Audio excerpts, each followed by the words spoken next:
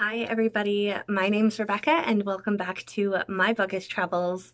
I know I've been MIA quite a bit lately, but it's for good reasons. It's because I've been traveling, as you can tell from my suitcase in the background. So I actually just got back from a 2-week holiday where I did a road trip down to Texas for a book signing convention. And in a couple of days, I'm going to be packing up this suitcase again because I have to go back out of town for training. Well, not really training, but the team that I work with works out of town, so they want me to come and work with them in person again.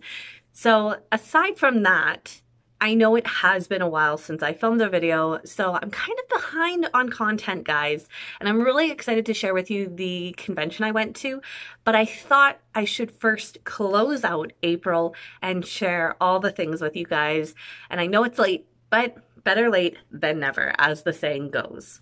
So during April, I actually finished 12 books, but only one of those 12 was more than a 3-star book. I try to share the ones that I really because I know this video is quite long to begin with, and if I shared all of them, I do have differing opinions on how I liked it or things that I didn't like about it, so I try to keep it to those 4- and 5-star books. This month I had one 4-star book and it was Romancing the Bookworm. This is by Kate Evangelista. This has been on my bookshelf for a very long time. If you guys are like me, you'll pick up books that you're really passionate about being like, this sounds so good. And then because you're fearful of being disappointed, like I am on a lot of the books that I read, I usually procrastinate on reading it. I finally did it though, guys. I read this one. It was a solid 4-star book for the entire story. We have our main character who gets coerced into going on holiday and working at her best friend's brother's little tiki hut restaurant kind of thing at the beach. And all of a sudden, her best friend's brother's friend ends up becoming very much a part of her existence there. And these stories and things that happen feel like it's right out of a book. But little does she know, he is masterminding all of the chords behind the scenes, trying to romance her so that she falls in love with him because he has had feelings for her. I know, really adorable, and I wish this would happen in real life.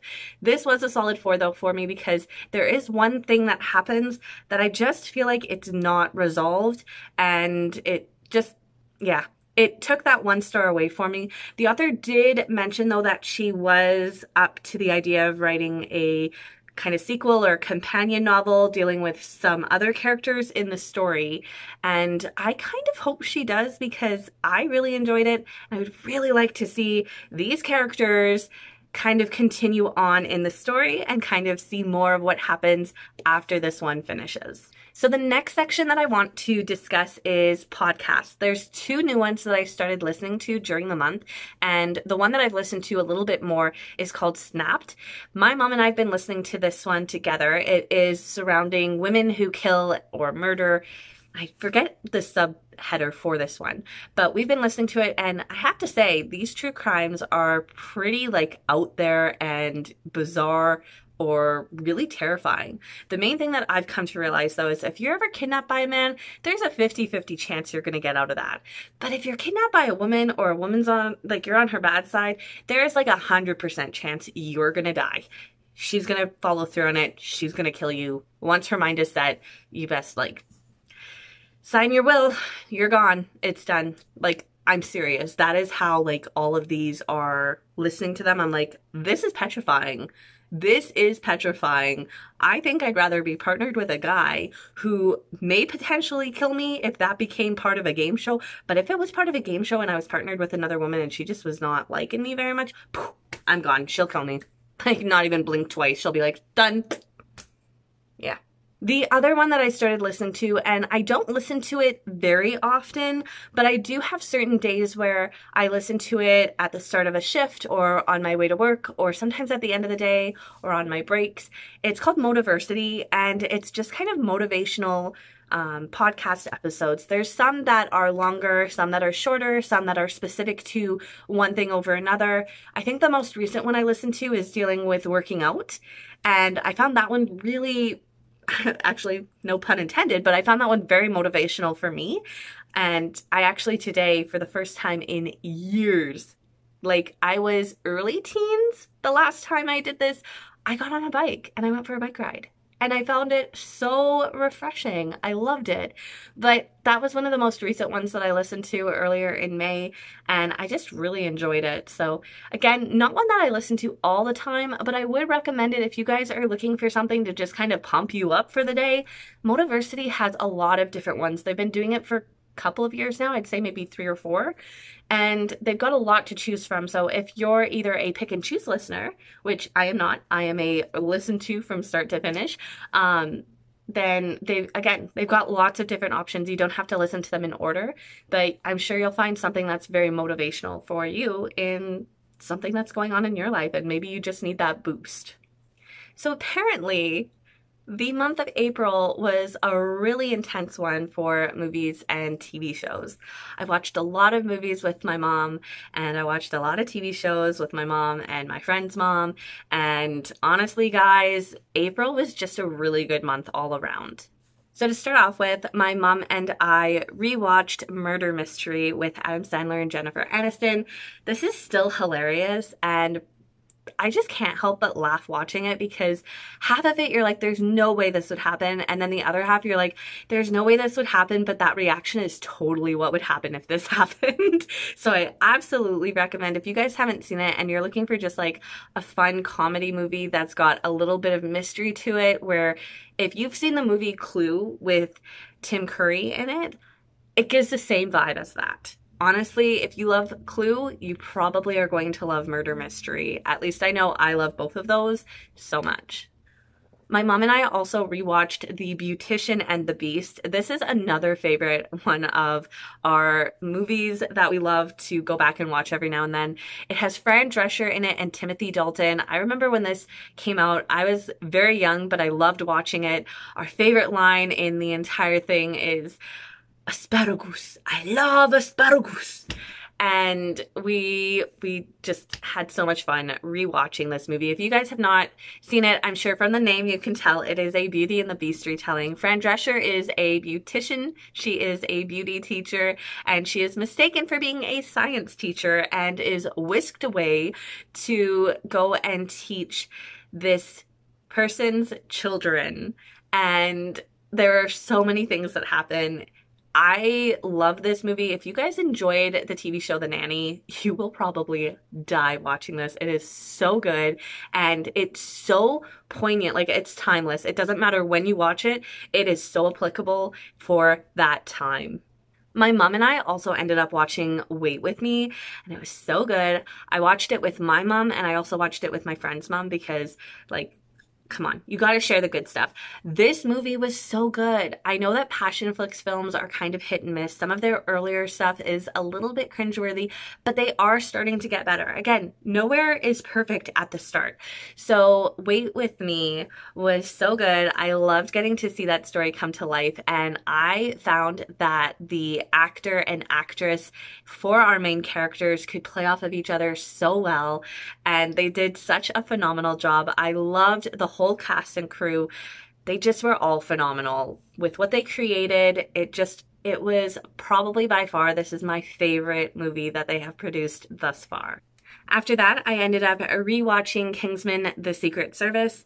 Because of filming my book to movie adaptation video earlier in April, I ended up wanting to kind of rewatch this one. It is so timeless, but I also feel like it is such an epic film for the time frame it was made in. For example, the storyline, what they were actually showing on screen. You have some well-known actors' names. You also have some that are newer, up and coming, that are quite popular. For example, Taron was not a household name when he did this movie, but he is now because of the amount of things he's been in since this movie. You also have a lot of history for how their characters are portrayed, as good or bad, considering who they are. So overall, if you guys haven't watched Kingsman, just be aware there is a lot of like older things that occur in the story that might not be appropriate for younger audiences. But if you're really interested in watching this and you haven't yet, take the time, go and watch it. One of my favorite movies is I Am Dragon, and I could not get it out of my head. So obviously, if you can't get a movie out of your head, what you have to do, you have to go and watch it. So I put it on, I rewatched it. I love watching it in Russian, although the DVD that I have does have the ability to do English dub, which I'm probably going to have to do at some point in time, so my mom will watch it with me because I think she'll love it just as much. If you guys love Beauty and the Beast and you love dragons, then you need to watch this movie. So the story, shortened, condensed part of this is she ends up getting taken by a dragon and held captive until she's rescued. And the dragon can shift into being a human. Guys, it's so good! I love this movie, and I feel like Russian films get so much flack for the fact that no one actually really knows about them or watches them. They are so quality. Now, yes, I understand it's a very taboo subject, dealing with Russia right now with what they're doing with the Ukraine. Do not support them for that reason, but this actual movie, the acting and the cinematography and just everything about this movie was so good. It is so beautiful, and I feel like when you allow yourself to delve into watching foreign films, you find a lot of beautiful, beautiful pieces, and this is one of them. My mom and I also watched The Taming of the Shrew again, the one with Richard Burton and Elizabeth Taylor. Is there actually a different one to watch? No, I don't think so. This one is just such a joy to watch. The acting and just the portrayal of this play by Shakespeare is by far my favorite. If I was a teacher and I had to do The Taming of the Shrew with a group of students, they would be watching this film at the end of it. Heck, they probably would be having the film interspersed with the actual reading that we'd be doing. That is how on point I find the acting, the way that they just, oh, I can't even. There's just something with how they've taken Shakespeare's written word and they've acted it out. I feel like there's somewhere it works, and other times you'll watch it and you're like, what did I just watch? This one is superb. Highly recommend it. If you love Shakespeare and you haven't watched this, go and see it. I will not judge you for not seeing it. I will judge you if you decide that you don't want to go and watch it because it's going to be bad. It's not. It's really good. I also ended up watching Nerve finally, and this was one that I was holding off on watching because I was so nervous they were going to change some stuff from the book, and I wasn't going to like it. I will tell you that the movie on its own is very well done, but I did have some disappointment in it being a book to movie adaptation, and if you guys have read the book, you will totally know what I'm getting at, and I will leave it at that. I also ended up watching Feel the Beat, and I didn't think I was going to like this. The first 10, 15, maybe 20 minutes of the film, I was just not okay. I was like, I cannot do this. I was cringing. This was just not a very well at the start done movie, where if I was a person that DNF'd stuff, I probably would have just stopped watching. Actually, I did. It took me probably 4 or 5 times going in and watching a few minutes of it and turning it off because I was so secondhand embarrassed for what was taking place, that when I finally went back and I got through a lot of it, I came to realize that this was so well done. Now, first off, I do not like the first half, like first 20, let's say the first 20 minutes of the movie. I don't like it. I would do anything possible to not watch those first 20 minutes again. But the rest of the story worked. It was so good. And there's only one little thing at the end that I didn't necessarily like them adding that in. I would have preferred them to have not included that. But again, I'm not the one that wrote the script or did the directing or the acting. Overall, I loved the fact that there was the representation, having one of the dancers signing and a lot of the other students signing in the class as well, and the teachers. I just really enjoyed seeing that representation in this movie for something that you don't typically see, and it was beautiful. It was very lovely, and I would recommend, if you can get through the first 20 minutes of this movie, you might have the same feelings as me. So now we have a couple of TV shows to mention. So my mom and I finished rewatching Bridgerton Season 2, so we are ready, set, rumble for Season 3 whenever it's gonna happen. Also, please no spoilers. My mom and I are only 4 of the 6 episodes into Queen Charlotte. we gotta wait until my friend's mom is back from Spain before we can do the other 2 episodes. So please no spoilers. But we finished watching season 2 of Bridgerton again. And I have to say, the first time I watched it, I hadn't read the book. This time I watched it after reading the book.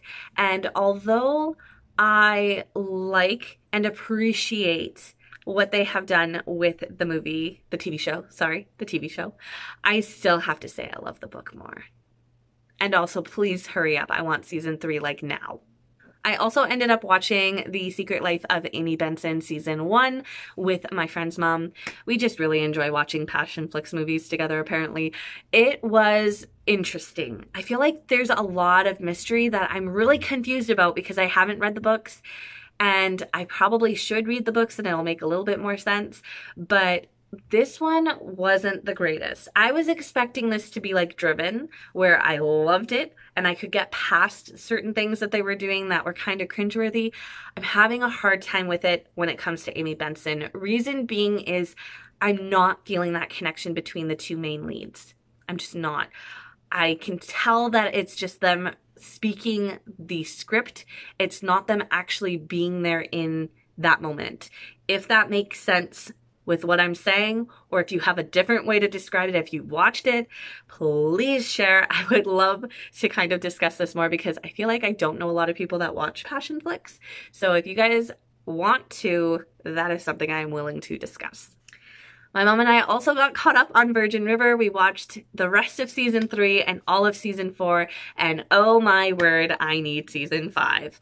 And I'm also starting to question if they have deviated from the books, because again, this is another one. I know a number of you are probably like jumping out of your seat being like, I cannot believe you are watching book adaptations without reading the book first. There's a lot of them, and sometimes I'm not going to get to all of the books, and I'd like to appreciate the adaptations as well. And sometimes I appreciate it more if I haven't read the book first. So I kind of think that they're deviating though from the books and getting a little bit more soapy and dramatic. And I don't know how I feel about that, but I do want to see what happens in season 5 because I have some questions and I want to know the answers. And finally, Mom and I finished watching Sherlock. We watched season 4, and I don't know what I was expecting, but it definitely was not that. I don't know what happened between season 3 and season 4, but I'm not okay. I didn't like season 4. I didn't like it. I don't know how I feel about it. I'm conflicted, confused, happy, depressed. This season definitely did a doozy for me. Also for my mom. I don't know if we're going to watch season 4 ever again. It just, why? I'm confused. Why did you do that? I would like some answers. Also, I would like to know what is going on with my lights in here. Like, here, lights is fine. I'm not changing it, but on screen it's just going whoosh. Okay, so finally we're on the last 2 sets of these, and it's only been like 30 minutes. So, here we go. Jumping into an update on my goals. I did end up finishing the first of the 4 volumes for The Story of Redemption, which is connecting through with the Reading the Bible in a Year. I will also let you know that I am behind. So when I was away at the end of April for the Greek wedding, I didn't end up doing my readings while I was there. It just was a lot of stuff going on. And then when I was away for this trip, again, I just didn't get doing the readings. So I'm going to probably try to double up, but I'm probably not going to be back on track until June. This month also was a very interesting one because I unhauled not 1, but 2 books out of my collection, which I think is great. I get excited about unhauling things because I don't always like everything, and I like having my collection be a recommendation of itself and not have to be like, nah, I didn't like that, but the cover's gorgeous. So I did unhaul 2 books this month, which I'm very proud of. And for April, my Goodreads goal is on track. So I'm probably at this point in time a little bit behind my goal, but at the end of April, I was on track for my Goodreads. And we did end up selling one of the guitars that we had up for sale. So again, another thing that's exciting because we are still racking up those side hustle money by getting rid of things that we don't need. So a couple other things that I just want to share is, number one, I ended up going with my friend to go to a performance of Tony and Tina's Wedding.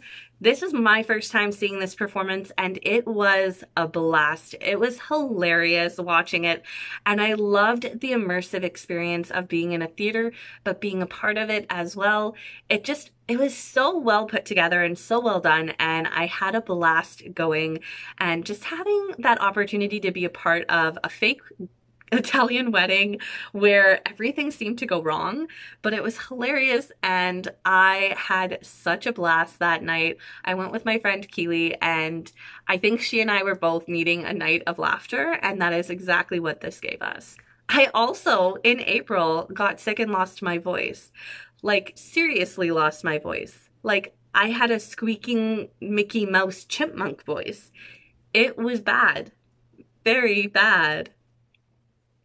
But some of the other things that are really exciting is I also had the opportunity to go to a Greek wedding, which I'd never been to a traditional Greek wedding before. I found it such an honor getting the opportunity to go and, you know, celebrate the marriage of some family friends and be able to experience how that culture celebrates their weddings, which has totally ruined me for Canadian weddings because we have nothing as exciting as Greek weddings have. And I just love how excited and involved everyone was. They wanted to have fun, they wanted to celebrate, they wanted to dance, and they were so happy to be there. And I was so excited to kind of see that excitement.